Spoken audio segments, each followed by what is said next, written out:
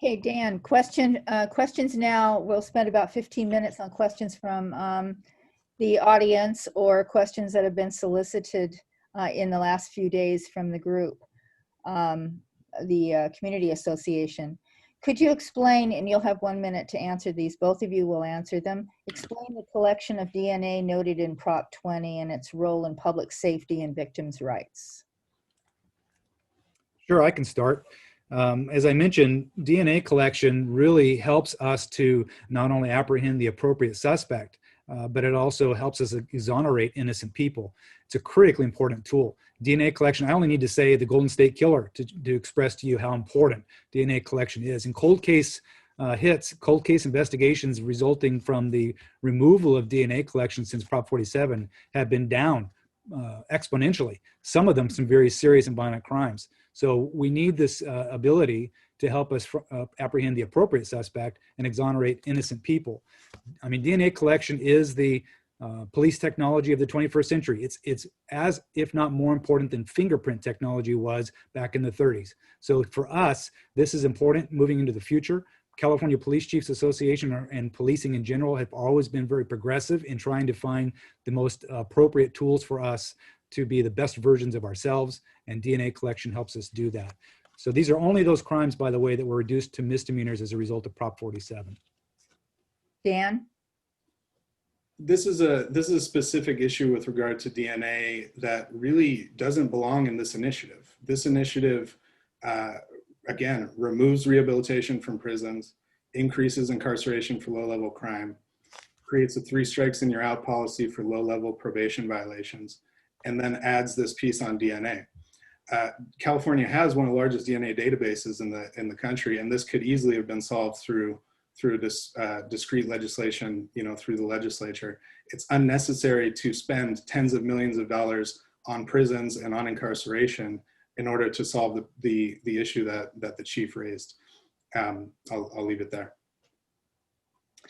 Starting with you, Dan, what are the intended outcomes if the proposition passes or doesn't? Well, so if the proposition passes, the intent is quite clearly to incarcerate more Californians at great taxpayer costs, which is a policy that we've tested over and over in the state and has not worked. If this does not pass, California has continued on the path of reform, smart, targeted reform to the criminal justice system. That is working. We are saving money. We have less reoffense, and we need to continue down that path. Ron? Well, you only have to ask yourself if you feel safe and secure in California right now. And I would tell you that most of the victims I've talked to do not. I think that the best thing that this proposition will do is fix some of the unintended consequences of Prop 47, Prop 57, and prison realignment. There's some good things in there, and they were very some well-intended, but there was a lot of unintended consequences. Proposition 20 doesn't put more people in prison. It will prevent people from being released early if they've committed some of those heinous crimes, and it's hard to argue that those are not heinous crimes. And we're talking early. We're talking about people that are given sentences and they only do like a third of their sentence, and so Proposition 20 will help keep California safe. It will also help our retailers and our grocers associations by giving us the ability to hold people accountable for serial thieves. 3 convictions for theft. I mean, come on. We need to be able to hold those folks accountable and in the right way. If they have a drug addiction, we need to be able to give them help. If they're the retail theft rings, we need to be able to hold them accountable. And Ron, how would Proposition 20 impact the state budget? I don't think it's going to impact the state budget much. I mean, it's going to hold prisoners in prison longer if they are convicted of one of those 22 violent crimes that we reclassified as violent. But these are folks that are being released early and at the behest of the victims in California. As far as the theft piece, well, that's going to save California billions of dollars because we're bleeding money out of California because of theft. And it's not just our businesses, it's passed on to you, the consumer. You can go talk to these businesses and you want to know why California is so expensive? That's one reason right there. We're getting ripped off. Our businesses are losing money and they have to increase their cost. And you, the consumer, are paying more monies at the cash register. So that's gonna save California billions of dollars. Dan? Well, so the Legislative Analyst's Office, which is a nonpartisan entity, has estimated tens of millions of dollars of taxpayer costs to this proposition, and up to potentially 10,000 more state prisoners because of it, which is more spending on prisons, less spending on other priorities that will actually prevent crime. I also want to address a couple things in terms of being given the ability to hold people accountable for theft. We have that ability today. Current law covers these scenarios that you're describing. And when we talk about early release, I want to be very clear.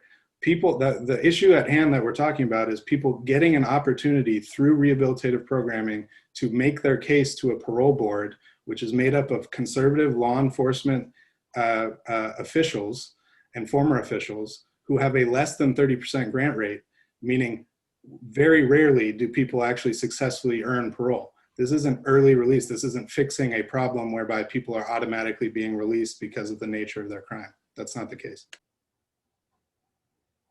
And Dan, is there any language in this proposition that may confuse voters? I find it personally very confusing. The proposition addresses 4 or 5 different distinct issues with the criminal justice system, some of which are completely unrelated. This really is a mishmash of policies, most of which have either been tried or failed to pass through the legislature because they weren't fully baked, and they've been sort of mishmashed into this one proposition, with proponents telling us we need to pass it because of scare tactics, essentially. Ron? I think proposition is very clear, especially for those Californians that have been victims of crimes. In fact, our coalition sued the opposition. The opposition's language in the ballot that they had said was wholly incorrect and a lie. And we sued and we won. And so they were forced to change the language in their ballot initiative. So Proposition 20 has been very transparent. It's very clear.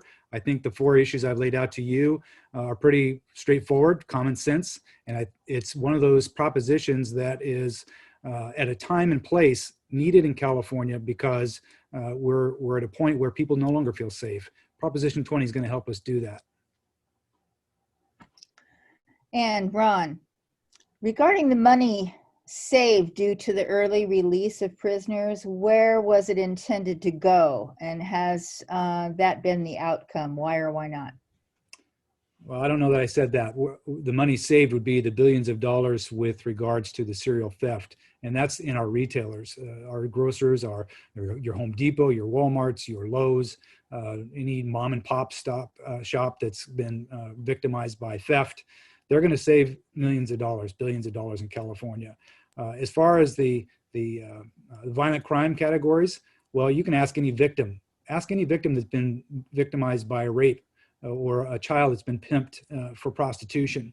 Ask them how much that it's going to cost them for the rest of their lives to deal with those crimes, and knowing that their perpetrator is being released early or eligible for early release. You heard Dan say that very few people get eligible release from prison. That's not true. People get released from prison early all the time. I get a list every week from CDCR telling me how many people are getting released early from prison. So it happens routinely. And as far as the Parole Board of Hearings being law enforcement, that's not true either. I mean, there are some law enforcement on there, but they're governor appointees. Dan? So addressing the money issue again, the impartial analyst has said this will cost us tens of millions of dollars to the state budget.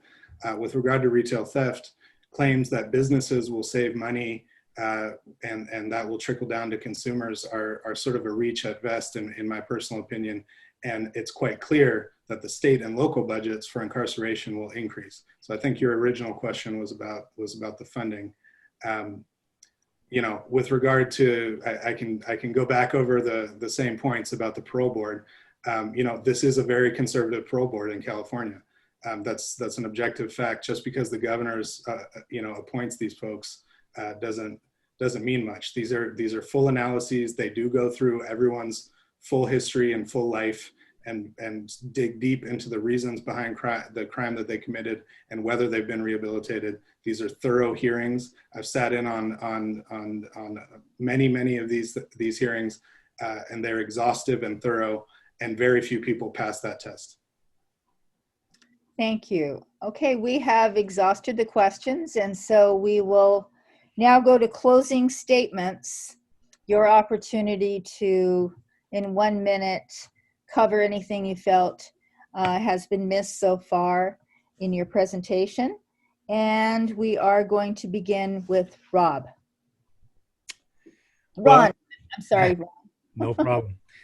Proposition 20 is a common sense proposition. It's supported by the California Police Chiefs Association, the California District Attorneys Association, the California League of Cities, and hundreds of cities within the state.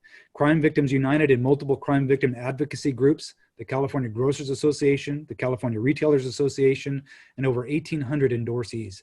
So it's important to understand who's supporting this proposition. And by the way, when Dan mentions crime victims groups, the Californians for Safety and Justice is not a crime victims group.